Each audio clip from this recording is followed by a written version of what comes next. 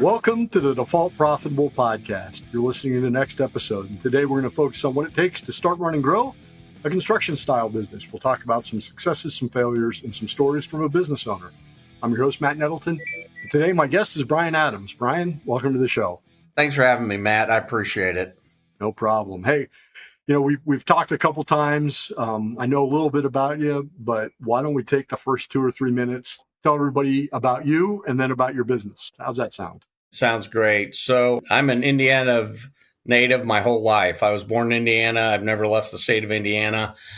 Originally from northern Indiana. Went to college at Franklin College on the south side. Started an accounting career. I was in public accounting for 11 years. And then, but always had this desire to own my own company. So I had an opportunity to join Dennis Godby, who was a client of mine.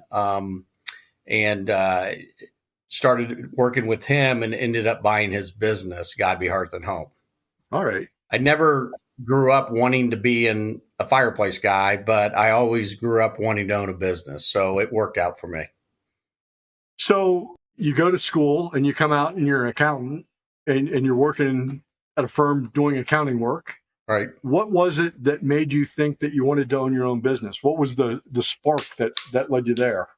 So my dad actually ran a Culligan soft water franchise in my hometown, and two of my brothers took it over and had their careers there. So I grew up with somebody that ran a small business. So when I went to college, that was my game plan. And Franklin was a liberal arts school, which I enjoyed the diversity of that, but also having the accounting opportunity was good. At the company I went to work for was a small local CPA firm that dealt in closely held companies. So that was my game plan, was to gain that experience, as much experience as I can through the accounting field. It was funny because I really thought I was ready to own a company, and then I realized I wasn't even close. So when you say you were ready to, you weren't even close, what led you to think that? So, I mean, the accounting piece is black and white. The accounting piece is historical information of how the company has performed. It's not looking forward as to what needs to change.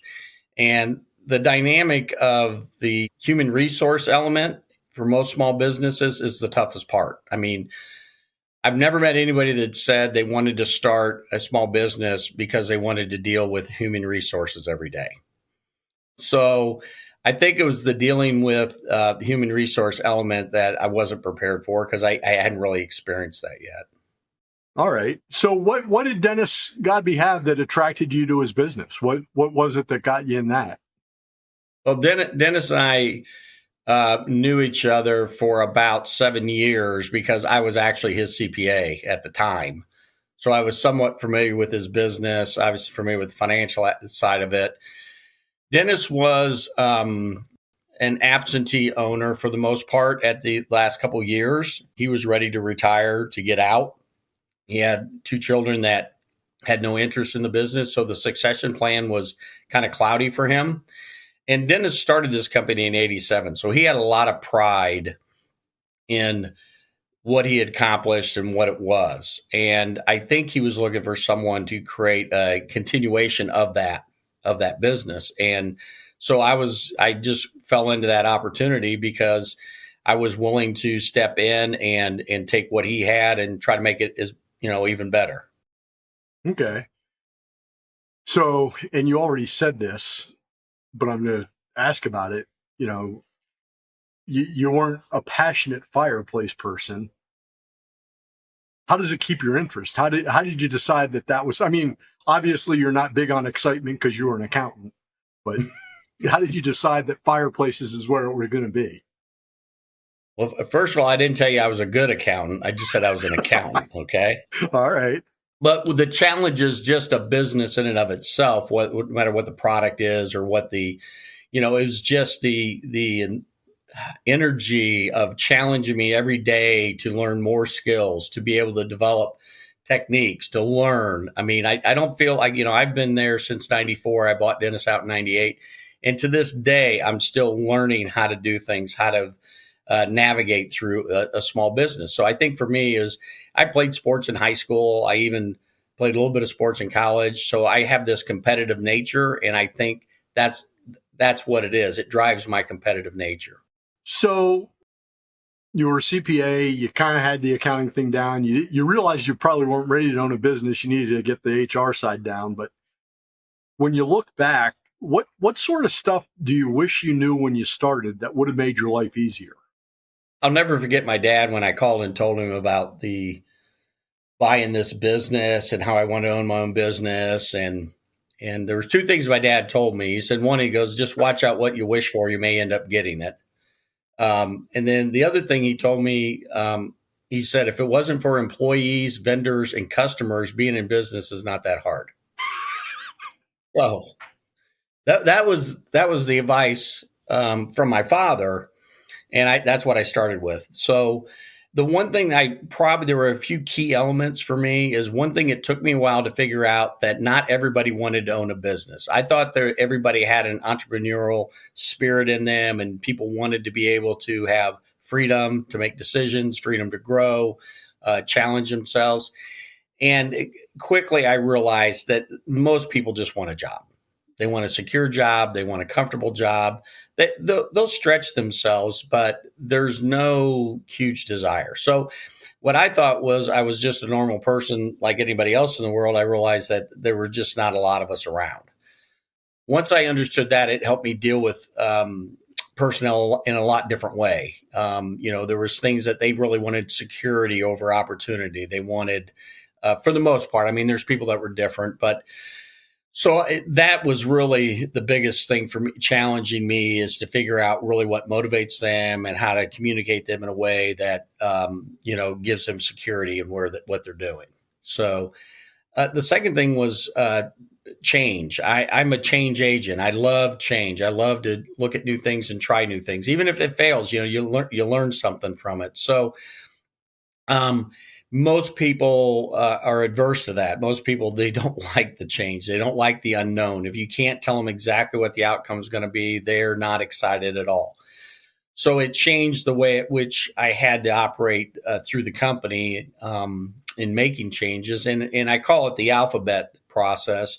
I used to have a good sense of where we were as a company, and I always felt like I knew where we wanted to be, where Z is.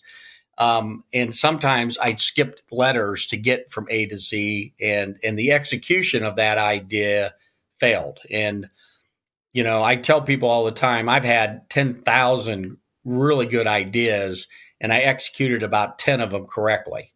The other ones failed. And it wasn't that the idea was bad, it was the execution. So the other thing I'd learned is you really have to do your diligence in taking change through a step-by-step process to bring everybody along at the same time and at the same pace.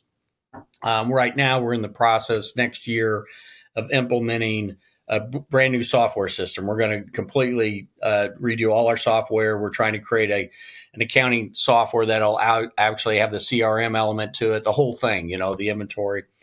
And we started meetings with different departments, and we have this whiteboard in the main office, and we're just writing down things that these people want this software to do, or steps or tasks they would like this software to handle. And so I think that's going to take 2 or 3 weeks of having meeting after meeting, and the whiteboard stays up, and we've encouraged people to walk in and just write something on the board. So I think that's what I'm describing as not going from A to Z. My first few years in business, I would have bought a software package, implemented it, and said, here you go. But we're getting people to move with us now. When you buy the software package and implement it and here you go, does that typically work? No, never. Absolutely not. Yeah. No. Yeah. But this one, it's really engaging. Like I said, we started with the office people, and we had to tell them our goals. We had to say, this is the growth we're expecting over the next, 5 to 8 years. This is what we anticipate. In order to get to that growth, we have to change certain things. We have to make investments in the company. The idea is your jobs that you're doing today are cumbersome. If we want to grow, we have to make your jobs, the ability for you to do your job, more efficiently. And this is how it's going to help you. So I learned that probably maybe about 5 years into it. I talked a lot to a management team when I was there when we first started, but now I talk to everybody. Everybody needs to be engaged, and the message needs to be clear. You can't expect the managers to tell the story the same way that you want it told. So certain items, certain things, you just have to talk to everybody. So how many people ballpark do you have right now? I think it's 29. 29. And I'm going to ask this because it's something that's come up in a few, like when you get more than 20 people, you start to get a whole bunch of different directions people are going.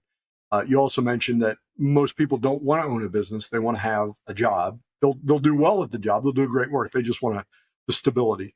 What are some of the things that you found were different talking to the people rather than talking to the managers? So the way I look at it is what I've learned as you get more and more people is the most important thing is to let people understand the purpose.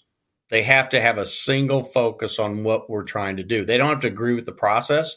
They don't have to agree with the execution, but they have to clearly know the purpose. So my role in something like this is to make sure everybody clearly knows what we're trying to achieve, why we're trying to achieve it, and why we're going this direction with that purpose. And that has to be at the top, and it has to be discussed with everybody, either individual groups or as a total meeting. And then you give them a couple weeks to let it sink in, then you bring it back out. The old adage, you have to tell somebody something 7 times for them to understand. So that's really what I consider my role. The manager's role will be, once that's communicated effectively, would be implementing the execution of the change. I have a 50% partner, and there's 6 of us in the management team. So there's 4 managers and then 2 partners, 2 owners. And it's important to have enough managers in the room to manage. And that's the other thing. I think when you hit 20, I personally think that because you got to remember, we're not experienced being managers. I mean, management is, in a small company, is learned by trial and error. You have to do it on your own. Most people get promoted to managers because they're great doers, not because they're great managers. So the other thing that I've found is I really believe about 4 to 5 direct reports is about most of what a manager could do in a small business. And the reason I say that is because that person is still doing tasks. They still have some direct task or responsibilities they have to achieve. You give someone like that more than 4 or 5 people as direct reports, they're just overwhelmed. So that ratio, I think, is really important as you scale the company. So you brought up a couple of things there. One is people get to be managers by being good doers without any idea that being a manager is different than being a doer. And so we talk a lot about that when with our clients. But one of the things that you brought up was what we refer to as recruiting, which is telling people that work for you how they fit into the bigger vision. Mm-hmm. So when you took over, did you have a mission and a vision that you shared with the employees for the company, or did you just start doing? No, I just started doing, and I would give them a 10,000 foot overview that they could not drill down into where they were. It'd be kind of looking at an airplane. They're standing on the ground looking at an airplane flying at 30,000 feet. They see the trailer. They see a little bit of a dot, but they have no idea how to get on that plane. That was a very it was a weakness of mine. I had to learn how to change that dialogue. So when was the first time that you put together a mission? You said you learned it around year 5, but when was the first time you put a mission or a vision together for the company? So I started working for Dennis in 94. I bought the company in 98. And that was my first attempt to put a mission together on the company in 98. And probably 2005, we hit another, fork in the road and made some decisions on how we were going to handle the company. And we did a good job of communicating that to let people know. And then the recession was, there 2008 through 13. I mean, there were no rules. You had to communicate. You had to let people know what's going on. You couldn't, they just had to understand, where we were, how we're structured, that we were going to make it. So those are three key points. The last one was actually probably in 2018, we had opened a second store, and we really made a push to focus on process procedures. I mean, at that time when we opened that store, we had about 14, 15 employees. So we're up almost, double from that in the last 6 years. But that's when we had to start establishing the processes and how we handle things. When was the last time you revised your mission or vision? This year. So 2005 to this year, so that's 19 years. How frequently do you actually take a look at that? Well, I actually revised it in 2005, and then we took another look coming out of the recession, which was about 2015, 16, because we opened our store in 16. So that was probably our next vision and focus on growth. And then this year, so I would say, 5 to 8 years is for me. Okay. Now, that doesn't mean we won't make, modifications, slide through some things, but the total focus, like, our goal and what we're shooting for and telling everybody is our goal for the next 5 to 8 years is to double our revenue. Okay. And we're trying to do it in a way that our employee base doesn't grow over 35 people. Okay. So that's why the emphasis is on process procedures, software, all those things. We're telling everybody, this is how we're going to grow, and this is how you're going to share in this growth. And it's not by becoming a 50-person company. Well, it's interesting because people want to do stuff that's difficult and interesting and meaningful, where they're part of something bigger than themselves. And it sounds like that's what you're really giving them a picture of. So that's a perfect example of recruiting. All right. So one of your friends who's currently a CPA comes to you and says, "Hey, I think I'm thinking about starting my own business. I'm thinking about buying a business." Do you encourage them or do you discourage them? That's a great story. I mean, I probably give my dad's advice. I mean, but no, I mean, I'm real big these days, and with everybody is give me the why. I mean, just tell me why you want to do this. What are you looking for? I actually have done a couple presentations. I did one at Franklin at one time, and a couple high schools. I've gone in and talked to them about small business, and the antidote I give them, I said, well, who wants to be extremely rich? Raise your hand. Who wants to have as much time off as you'd like? Raise your hand. And then, who wants to be well known? And I said, if you raise your hand on any of those, don't get into small business, because that doesn't happen.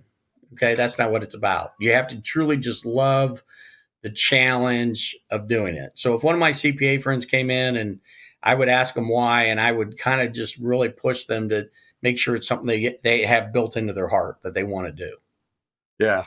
Yeah. I mean, you probably had these guys come in and they'll say, yeah, I'm going to buy this business. It cash flows itself. I mean, there's no issues with this business. It'll just run by itself. And yeah, there's no issues with this business. Yep. Oh, well, yeah. Buy it. You should be fine. Yeah. What they didn't tell you is their biggest customer, which was 50% of the revenue, just canceled their contract for next year. Yes. Yeah. Yeah. All right. So if 2024, Brian, could sit down at a bar beside 1998 Brian, the night before you buy the business and take over officially. Yeah. And you could say, hey, listen, everything turns out fine. You'll be okay. But, tomorrow there's a million things you could do. Here's what you need to focus on first. What would that focus on first thing be? Your culture. What do you mean by your culture? For a long time, we were process driven. People liked working there. We were a small company. We were kind of family oriented and everything. But we didn't really instill in people what we wanted to achieve as a company, what our core values were. And we did that. Was one of the things we did when we did a revision in 2018 is establish some core values. And I think that's really the key is you got people they want to work there. They want to work for you and they trust you, whether something's good, or whether it's good news or bad news. And I think the culture does that. And it's that level of holding other people accountable to each other, because everybody wants to do well for their boss. Everybody wants to look up the ladder and put their best foot forward. But a lot of times they don't treat each other very well. And that's what really bothered me, for a long time is peer to peer. They were not really good at working together. In fact, they were like siblings or something, And so I think when we really push the culture and we actually score them on culture, on the core values in their evaluations, it's really helped. People are starting to understand what's most important for us. All right.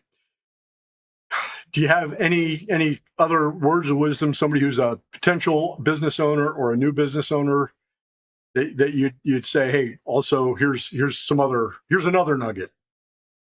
Yeah, the one thing that I really do regret not getting earlier was having a business coach. I would tell them, I said, go out, do the first 2 or 3 years. If you survive your mistakes, get a business coach and because there's really nothing lonelier than owning a small business. You can't talk to your customers. You can't lean on your vendors. You can't, whine to your employees. You definitely don't want to take that stuff home. I mean, that's not healthy. So having a business coach and someone, like you that would have the opportunity as a sounding board is huge. And I don't know that you need them out of the gate. You could maybe pick up a mentor for the first 2 to 3 years. But I think once you get to that $1 million revenue, once you get to that maybe 5 to 10 employees, you need a coach. You need someone that's going to help you guide through this process. Yeah. Well, that's not bad advice. I mean, to be honest, I have a coach, so it makes sense to me. So yeah, and we hired our coach in 2018, and it's been great. We're actually going through the process twice. We had a management team in place at the time that out of the 4 people, 2 are gone. So 2 years ago, we promoted some people into the management team, and now they're going through it. So I've been through a coaching cycle twice, and I learned twice as much more the second time through. So it's really mad. It's one of those things you just got to be willing to learn or want to learn. Yeah, that's good advice. That's a quick 20 minutes.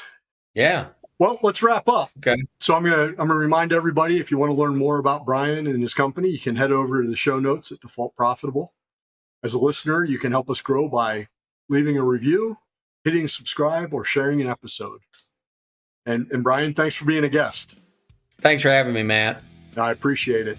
And for our listeners, we'll be back next week with another episode of Default Profitable. Until then, stay focused, keep working, stay profitable.